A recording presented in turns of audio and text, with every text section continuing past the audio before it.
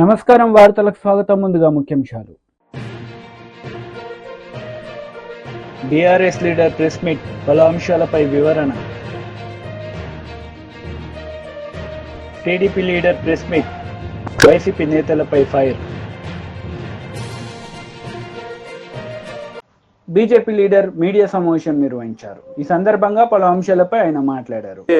మంత్రులు కానీ స్పందించకుండా ఇవాళ ప్రాణాపాయ స్థితిలో, అంటే ఆ స్థితిలో అంటే మనం చెప్పుకోకూడదు, ఆయన ఆరోగ్యం క్షీణించి ఇవాళ ఏమవుతుందో అనేటువంటి ఆలోచనతోటి ఇవాళ అక్కడ నిరుద్యోగ యువకులందరూ ఏమవుతుందో పరిస్థితి అని చెప్పేసి బాధపడుకుంటూ గాంధీ హాస్పిటల్ చుట్టూ ఉన్నటువంటి పరిస్థితి మనకు కనపడతా ఉంది. నువ్వు నిరుద్యోగుల దగ్గరికి పోయేసి చిక్కడిపల్లిలో కావచ్చు, లేకపోతే ఇంకొక అశోక్ నగర్లో వాళ్ళు ఉండే కోచింగ్ సెంటర్లకు పోయి మోకాళ్ళ మీద నిలబడి ఓట్లు అడుక్కున్నవే, ఇప్పుడు ఆ నిరుద్యోగుల్ని కనబడతలేరా? మోతీలాల్ నాయక్ కనబడతలేడా? మోతీలాల్ నాయక్ని మీరు అధికారులు కానీ, లేకపోతే ముఖ్యమంత్రి, లేకపోతే మంత్రులు బట్టి విక్రమార్క అసెంబ్లీ సాక్షిగా చెప్పినావు, నువ్వన్నా వెళ్ళి అతని ప్రాణాలను రక్షించాలి అని చెప్పేసి మేము భారతీయ జనతా పార్టీగా యువమోర్చగా డిమాండ్ చేస్తూ ఉన్నాం. మేము మోతీలాల్ నాయక్ని మేము కూడా ఉద్యమం చేద్దాం, అందరం కలిపి మీరు దీక్ష విరమించండి అని చెప్పేసి అతన్ని మేము రిక్వెస్ట్ చేస్తే, అన్న నా ప్రాణానికంటే ఎక్కువ 30 లక్షల మందికి ఉపయోగపడతా, కాబట్టి నేను ప్రభుత్వం దిగొచ్చేంత వరకు కూడా నేను చేయనని చెప్పేసి భీష్మించుకున్నటువంటి పరిస్థితి ఇవాళ కనపడతా ఉంది. అంటే అధికారులకు ఇవాళ ఏ రకమైనటువంటి, ప్రభుత్వానికి ఏ రకమైనటువంటి నిరుద్యోగుల సమస్యల మీద చిత్తశుద్ధి లేదనేది ఇంతకంటే వేరే నిదర్శనంగా ఉండదని చెప్పేసి ఈ సందర్భంగా చెప్తా ఉన్నాం. కాబట్టి మేము మోతీలాల్ నాయక్ని మీడియా ద్వారా కూడా రిక్వెస్ట్ చేస్తూ ఉన్నాం, మీరు దీక్ష విరమించుకోండి, నిరుద్యోగుల పక్షాన భారతీయ జనతా పార్టీ, భారతీయ యువమోర్చా మీకు అండగా ఉంటామని చెప్పేసి మేము విజ్ఞప్తి చేస్తూ ఉన్నాం. రేవంత్ రెడ్డి సర్కార్ మెడలు ఉంచైనా సరే మనం నిరుద్యోగ యువకులకు మేలు చేసి మనం ఖచ్చితంగా మనం కోరికలు సాధించుకుందామని చెప్పేసి మనం కోరుతా ఉన్నాం. దీంతో పాటుగా రేవంత్ రెడ్డి గారి సర్కారు మనకు అధికారంలోకి వచ్చిన వెంటనే ఎవరినాడైనా నిరుద్యోగ భృతి ఇస్తాడు, 4,000 రూపాయలు నిరుద్యోగ భృతి ఇస్తాడు. అది ఎక్కడ పోయిందో ఏమో, ఆయన ఆ భృతి ఆయన అసలు రేవంత్ రెడ్డి ఎందుకు మాట్లాడిండో, ఏం మాట్లాడిండో, మాట్లాడిండో సోయలేక మాట్లాడిండో తెలుస్తలేదు, కానీ ఆ భృతి గురించి ఆలోచన చేసినటువంటి పరిస్థితి లేదు, కనీసం కమిటీ వేసినటువంటి పరిస్థితి లేదు, వ్యయ ప్రయాసాలు ఎంత అయితే అనేటువంటి అడిగినటువంటి పరిస్థితి లేదు. ఏదో నోటుకు వచ్చినట్టు మాట్లాడేసి ఎన్నికలలో విజయం సాధించాలనేటువంటి ఒకే ఒక ఉద్దేశం తప్ప మరొకటి కాదని చెప్పేసి ఈ సందర్భం గుర్తు చేస్తా ఉన్నాం. ఇంకొక డిమాండ్ చెప్పిండు ఆయన, యువతకు అసలు ఇదే లేదరా నాయన అంటే ఇంకా గొప్పగా చెప్పి ఇంకా మాయ మాటలు చెప్పేసే ప్రయత్నం చేసిండు. ఇవాళ 10 లక్షల రూపాయలు నిరుద్యోగ యువకులకు వడ్డీ లేని రుణం ఇస్తున్నాడు. వడ్డీ లేని రుణం 10 లక్షల రూపాయలు ఇస్తున్నాడు ఒక్కొక్క యువకునికి. అసలు నువ్వు ఏం మనిషివి? మీ ప్రభుత్వమా, లేకపోతే మీరు చెప్పింది నోరా, మీది తాటిమట్ట, మీరు మనుషులేనా? కాంగ్రెస్ పార్టీకి అసలు ఏమన్నా చెప్పడానికి చేయడానికి ఏమన్నా పొంతన ఉందా? ఎందుకు చెప్పిండ్రు, ఎందుకు చేస్తలేరు, ఎవరిని ఎందుకు మోసం చేస్తారు? ఇవన్నిటి విషయాలలో మేము సీరియస్గా భారతీయ జనతా పార్టీ సీరియస్గా కొట్లాడడానికి సిద్ధమైంది. కాబట్టి మోతీలాల్ నాయక్కు అండగా ఉంటాం, నిరుద్యోగ యువకులకు అండగా ఉంటాం. ఇవాళనే ఒక పత్రికలో ఒక పతాక శీర్షిన వార్తలు వచ్చింది, కనీసం హాస్టల్స్లో university hostels, PG hostels, research scholars హాస్టల్స్లో కనీస సదుపాయాలు లేకుండా ఇవాళ మీ ప్రభుత్వం నడుపుతా ఉంది. చిన్న పనులు, చిన్న టాయిలెట్స్, అట్లీస్ట్ టాయిలెట్స్ మంచి. బీఆర్ఎస్ లీడర్ మీడియా సమావేశం నిర్వహించారు. ఈ సందర్భంగా పలు అంశాలపై ఆయన మాట్లాడారు. వచ్చిన ప్రభుత్వం ఇది కూడా వాళ్ళ ఖాతాలోనే వేసుకోవడం, ఒకవైపు ఫాక్స్కాన్, ఇంకోవైపు సీతారామ ప్రాజెక్ట్, ఇంకోవైపు రాహుల్ గాంధీ గారిని లీడర్ ఆఫ్ ఆపోజిషన్ చేసినామని చెప్పుకోవడం. నిన్న ఈ స్మార్ట్ సిటీస్, కేంద్ర ప్రభుత్వం స్మార్ట్ సిటీస్ ఎక్స్టెన్షన్ చేపట్టాలని అన్ని రాష్ట్రాలకు రాస్తూ వాళ్ళు ఒక నిర్ణయం తీసుకున్నారు. ఇది కూడా రేవంత్ రెడ్డి గారే చేపించారు అని వాళ్ళ కాంగ్రెస్ నాయకులు మాట్లాడడం. ఇక ప్రధానంగా ఈ రెండు సబ్జెక్టులు ఆల్రెడీ పాలాభిషేకాలు మొదలు పెట్టుకున్నారు. కంటోన్మెంట్ మర్జర్ విషయంలో రేవంత్ రెడ్డి గారే నరేంద్ర మోదీ గారిని ఒప్పించి కంటోన్మెంటు రాష్ట్ర ప్రభుత్వం మున్సిపాలిటీలో మర్జ్ అయ్యే విషయంగా వాటిని విలీనం చేసే నిర్ణయం కూడా రేవంత్ రెడ్డి గారే తీసుకున్నారని. ఇది 4 జనవరి 2023 కేసీఆర్ గారి ప్రభుత్వంలో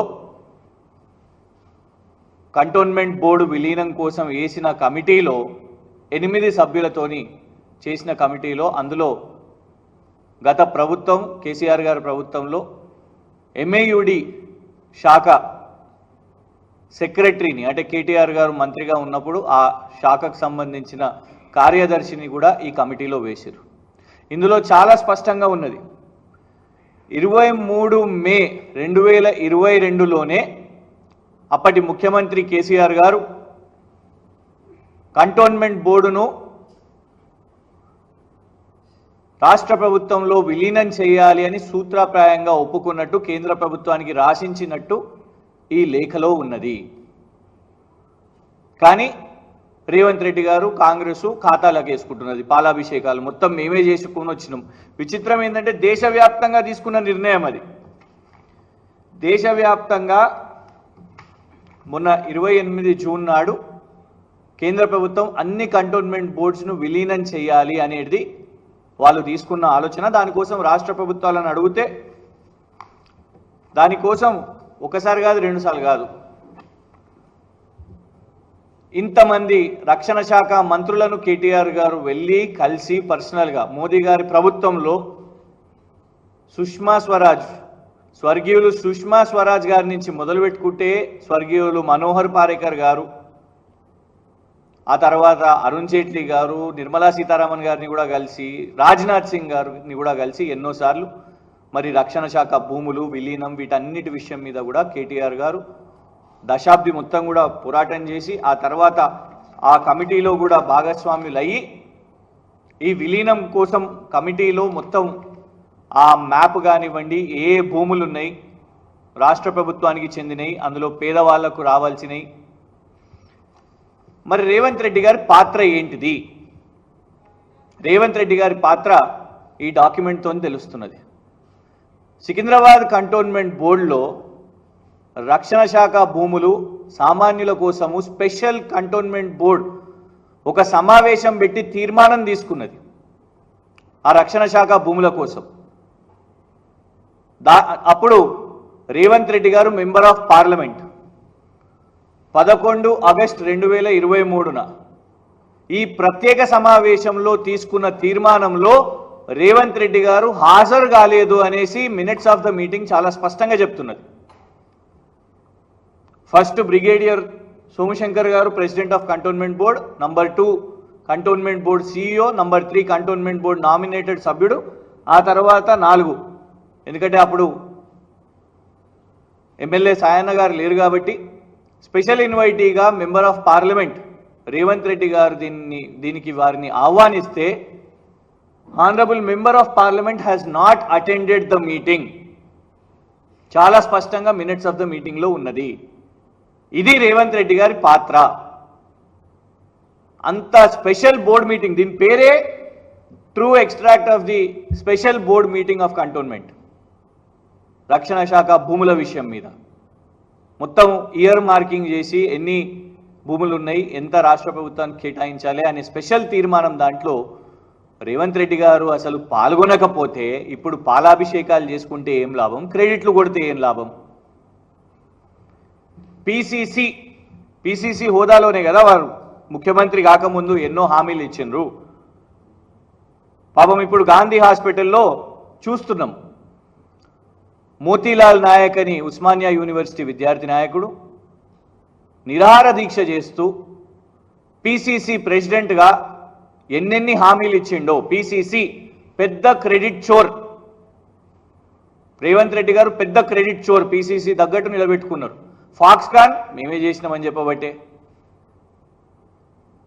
కంటోన్మెంట్ విలీనం మేమే చేసినామని చెప్పుకుంటూనే, సీతారామ ప్రాజెక్ట్ మేమే, రాహుల్ గాంధీని లీడర్ ఆఫ్ ఆపోజిషన్ నేనే, 30,000 ఉద్యోగాలు నేనే అని చెప్పుకుంటున్నాడు. ఇవాళ తిరగబడుతున్నారు నిరుద్యోగ యువత. కాంగ్రెస్ వాళ్ళు దొడ్డిదారిన పోయిన పరిస్థితి, గుండాలను పెట్టుకొని బౌన్సర్లను పెట్టుకొని గాంధీ హాస్పిటల్కి పోతున్న పరిస్థితి. ఏమడుగుతున్నారు? మోతీలాల్ నాయక్ అనే సోదరుడు అక్కడ గాంధీ హాస్పిటల్లో అందరు నిరుద్యోగ యువత ఏమడుగుతున్నారు? పిసిసి ప్రెసిడెంట్గా ఉన్నప్పుడు నువ్వు ఇచ్చిన హామీలు ఏమైనాయి? మీ నాయకుడు, ఏఐసిసి నాయకుడు, మీ ఇవాళ leader of opposition Rahul Gandhi గారు ఎంపీ అశోక్ నగర్కి వచ్చి ఈ హామీ ఇచ్చిండు, దీన్ని నిలబెట్టుకోండి అని వాళ్ళు అడుగుతున్నారు. ఇగోండి. కాంగ్రెస్ నేతలు మీడియా సమావేశం నిర్వహించారు. ఈ సందర్భంగా పలు అంశాలపై వారు మాట్లాడారు. దాన్ని 40%కి కుదిస్తామని చెప్పి మాట ఇవ్వడం జరిగింది. ఓసీలకి 50% ఉన్నదాన్ని 45%కి కుదిస్తామని చెప్పి మాట ఇవ్వడం జరిగింది. మాట ఇచ్చిన విధంగా ఆ డిఎస్సిలో కూడా అమెండ్మెంట్స్ తీసుకొని వచ్చి ఏదైతే 45% ఉన్నదాన్ని 40%కి తగ్గించడం జరిగింది. 50% ఉన్నదాన్ని 45%కి తగ్గించడం జరిగింది. దానితో పాటు అన్న టెట్ ఏదైతే ఎగ్జామ్ ఏదైతే చాలా కష్టంగా ఉండే పేపర్ మరొకసారి టెట్ నిర్వహించాలన్న సుమారు 4 లక్షల మంది టెట్ ఎగ్జామ్ కోసం వెయిట్ చేస్తున్నారని చెప్పి రిక్వెస్ట్ చేస్తే తక్షణమే ఆ రోజు ముఖ్యమంత్రి గారు స్పందించి ఆ రోజు కూడా ఒక సోదరులు ఈ రకంగానే దీక్ష చేస్తే ఆ దీక్ష దగ్గరికి వెళ్ళి వారికి భరోసా కల్పించి వారికి ఆ రోజు నిమ్మరసం తాగిపించి తప్పనిసరిగా టెట్ని నిర్వహిస్తామని చెప్పి ప్రభుత్వం ఇమీడియట్ గా టెట్ పైన కూడా స్పష్టత ఇచ్చి టెట్ ఎగ్జామ్ ని కూడా నిర్వహించడం జరిగింది. అది ప్రభుత్వం చిత్తశుద్ధి. దాని తర్వాత టెట్ లో క్వాలిఫై అయిన 25,000 మంది ఏదైతే కొత్త యువకులు ఉన్నారో వాళ్ళకి ఎగ్జామినేషన్ డిఎస్సి అప్లై చేసుకోనికి ఫీజుని తీసుకోకుండా ఫ్రీగా అప్లికేషన్ పెట్టుకుంటే ఎగ్జామినేషన్ ఫీజు ఏదైతే లేకుండా అప్లై చేసుకోవచ్చు అని ఏదైతే మేనిఫెస్టోలో పెట్టినామో చెప్పిన విధంగా యువకులకి ఎగ్జామినేషన్ ఫీజు లేకుండా డిఎస్సి అప్లికేషన్స్ కూడా అర్హత అనేది కల్పించడం జరిగింది. ఇవన్నీ చాలా స్పష్టంగా ప్రభుత్వం ఏర్పడిన రోజుకెళ్ళి 10th కానీ బోర్డ్ ఆఫ్ ఇంటర్మీడియట్ కానీ ఆఖరికి మొన్న కండక్ట్ చేసిన గ్రూప్ 1 ఎగ్జామినేషన్ కానీ చాలా స్పష్టంగా ఏ చిన్న అవకతవకలు జరగకుండా ఏ చిన్న లీకేజ్లు కూడా లేకుండా, ఎందుకంటే గత 10 సంవత్సరాల బీఆర్ఎస్ పరిపాలనలో ఏ ఎగ్జామ్ నిర్వహించినా కూడా ఎక్కడ చూసినా ఇంటర్మీడియట్ కానీ 10th పేపర్ కానీ ఆఖరికి టీజీపీఎస్సీ కానీ ప్రతి చోట కూడా 16 పేపర్లు లీకులు చేసి ఆఖరికి యువకులకు ఇచ్చే ఉద్యోగాలు కూడా అమ్ముకునే ప్రయత్నం చేసి ఆ రోజు బోడా సునీల్ నాయక్ అనేక మంది నిరుద్యోగులు ఆత్మహత్యలు చేసుకుంటే ఆ రోజు బీఆర్ఎస్ పార్టీలో ఉన్న మంత్రులు నిరంజన్ రెడ్డి గారు ఏం మాట్లాడారు? అమలు పని చేసుకొని నిరుద్యోగులు బతకాలని చెప్పి నిరుద్యోగుల పట్ల అవహేళనగా ఎగతాళి చేస్తూ టీఆర్ఎస్ పార్టీ మంత్రులు మాట్లాడితే ఆ రోజు ఇక్కడ ఉన్న శివసేన రెడ్డి గారు, మానవతరాయ్ గారు దీనిపైన పోరాటం చేస్తే ఆ రోజు మా పైన దాడులు చేసి అక్రమ కేసులు పెట్టి వారి యొక్క వైఖరి పైన మా రోజున్న గౌరవం ఏదైతే ఆ ముఖ్యమంత్రి గారు కానీ ఏదైతే ఆ సంబంధించిన వారి మంత్రులు కానీ ఏ ఒక్కరు కూడా వారి నోరు మెదపలేదు. ఈ ప్రతి అంశం పైన ఏదైతే సంబంధించి ఆ రోజు తెలంగాణ ఉద్యమ సమయంలో ప్రతి ఒక్క యువకులని ఏదైతే వాళ్ళు ఆత్మహత్యలు చేసుకునే విధంగా రెచ్చగొట్టి పాపము వారి పైన కిరసనాయిలు పోసుకుంటే ఆ రోజున్న మా యువకులకేమో అగ్గిపెట్టెలు దొరికినాయి, కానీ హరీష్ రావు గారికేమో కిరోసిన్ పోసుకుంటే ఆయనకి అగ్గిపెట్ట దొరకలేదు. ఆ రోజు తెలంగాణ ఏర్పాటు కోసము విద్యార్థుల యువకుల జీవితాల ప్రాణాలతోటి చెలగాటమాడి 10 సంవత్సరాలు మీరు రాజభోగం అనుభవించిన 10 సంవత్సరాలు హరీష్ రావు సూటిగా నిన్ను ప్రశ్నిస్తున్నా, నీ 10 సంవత్సరాల పరిపాలనలో ఒక్క గ్రూప్ 1 ఎగ్జామ్ అన్నా సక్రమంగా నిర్వహించగలిగినవా? ఒక్క గ్రూప్ 1 ఉద్యోగం అన్నా నువ్వు ఇవ్వగలిగినవా? కనీసం ఏ రోజన్నా యువకులు నీ దగ్గరకు వస్తే కనీసం వారి పక్షాన మాట్లాడగలిగినవా?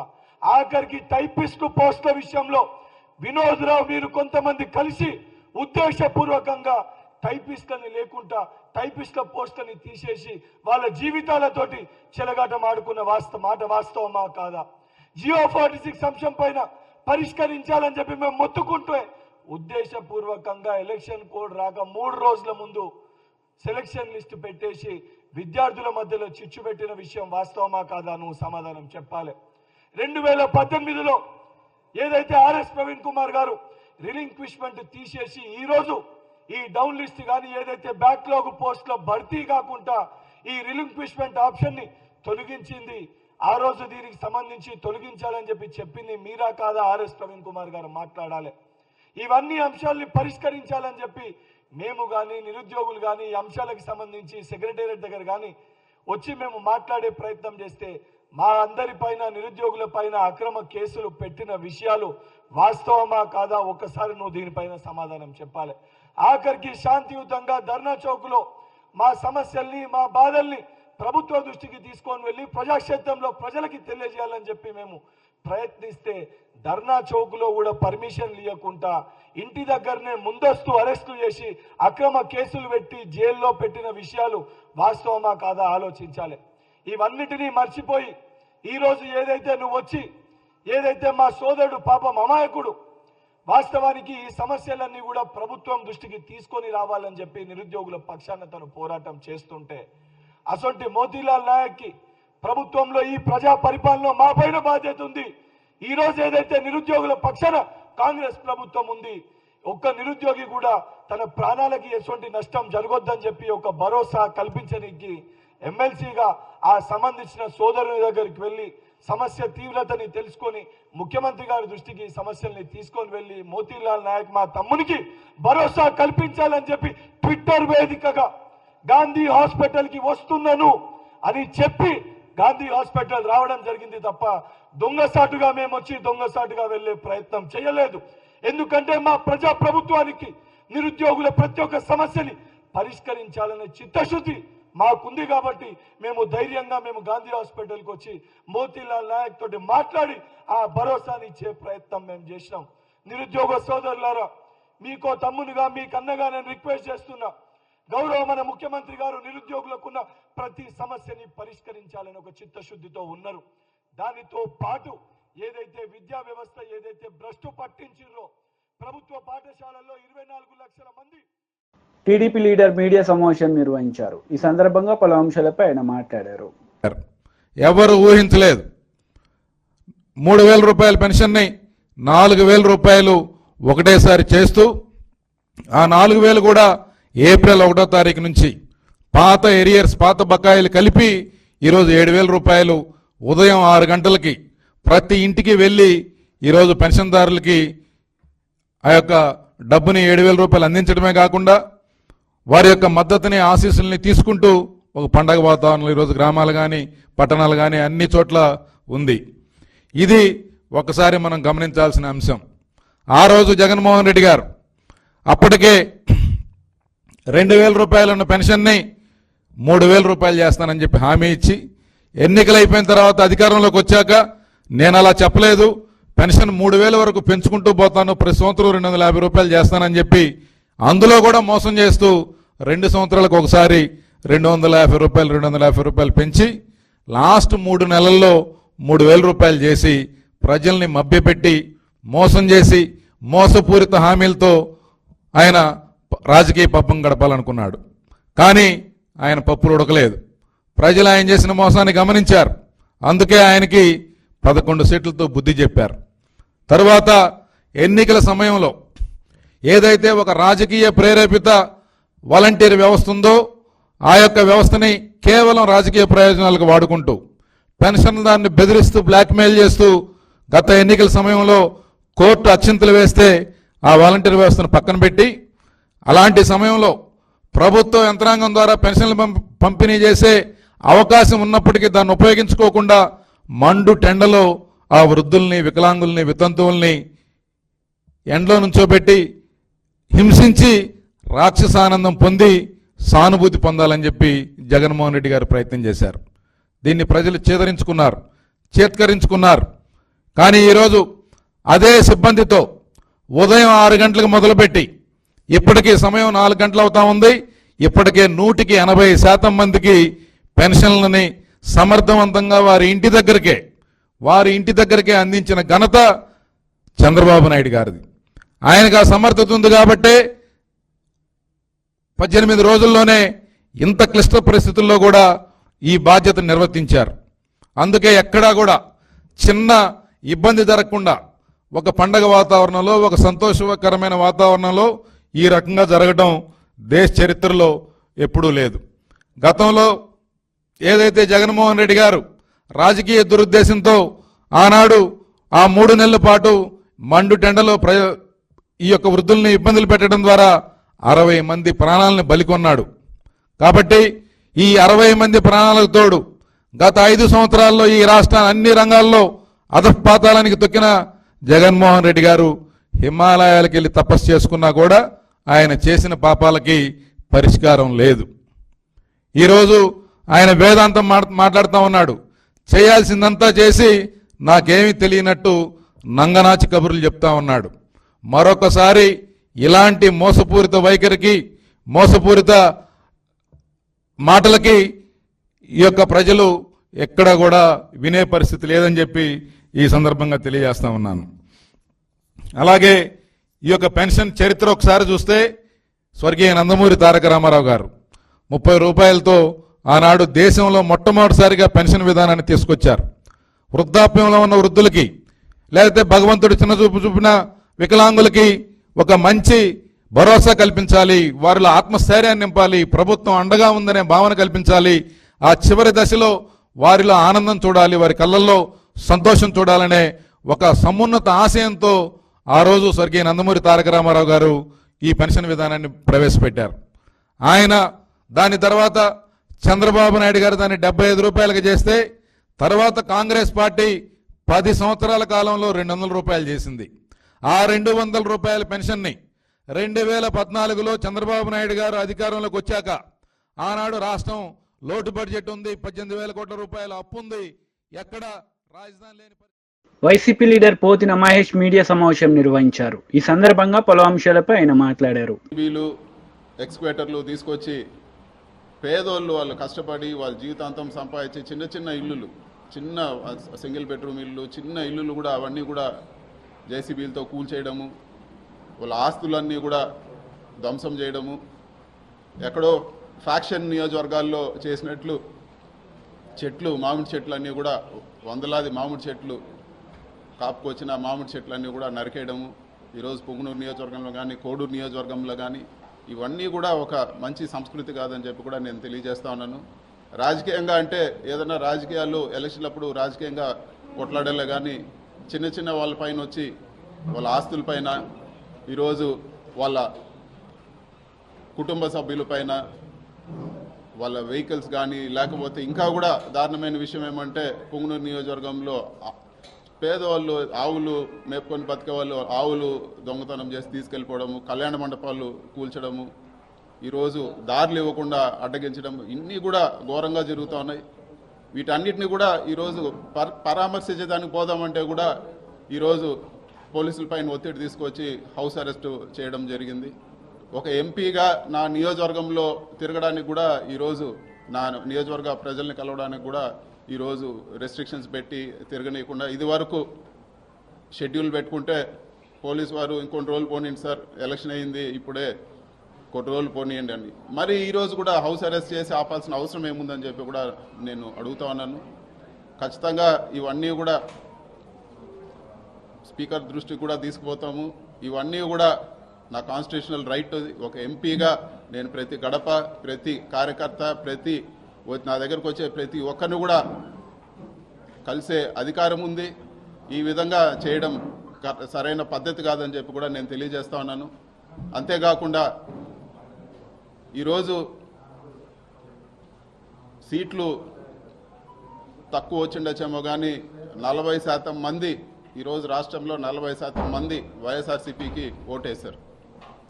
అంటే ఈ 40% మందిని రాష్ట్రం నుంచి పంపించేస్తారా? ఈ 40% మంది ఓటేసిన వాళ్ళందరిపైన మీరు దాడులు చేస్తారని చెప్పి కూడా నేను అడుగుతున్నాను. ఇది సరైన పద్ధతి కాదు, ఇది సరైన పద్ధతి కాదు. ఇలాంటి దాడులు, ఇలాంటి చర్యలు మంచి పద్ధతి కాదని చెప్పి కూడా నేను తెలియజేస్తున్నాను. అధికారము ఎప్పుడు కూడా ఎవరు కూడా శాశ్వతం కాదు. రాష్ట్రంలో ఎన్నోసార్లు పార్టీలు వచ్చినాయి పోయినాయి, కానీ ఇలాంటి సంస్కృతి రాష్ట్ర వ్యాప్తంగా ఇది ఒక కొత్త ఒరవడికి తెరలేపారు. ఇది మంచి పద్ధతి కాదని చెప్పి కూడా నేను తెలియజేస్తున్నాను. ఖచ్చితంగా క్యాడర్కు, వైఎస్ఆర్సీపీ నాయకులు అందరూ కూడా చెప్పేది ఏమంటే ఖచ్చితంగా ఈ ప్రతి ఒక్క కార్యకర్తకు అండగా ఉంటాము. సాయశక్తుల ఏ ఇబ్బంది వచ్చినా కూడా ప్రతి ఒక్కరు కూడా అండగా ఉంటామని చెప్పి కూడా ఈరోజు మీడియా ముఖంగా నేను తెలియజేస్తున్నాను. ఈరోజు ప్రోగ్రామ్కి మీరు వెళ్ళడానికి లేదు, మిమ్మల్ని ఈరోజు ఇక్కడే హౌస్ అరెస్ట్ చేయాల్సి వస్తూ ఉంది.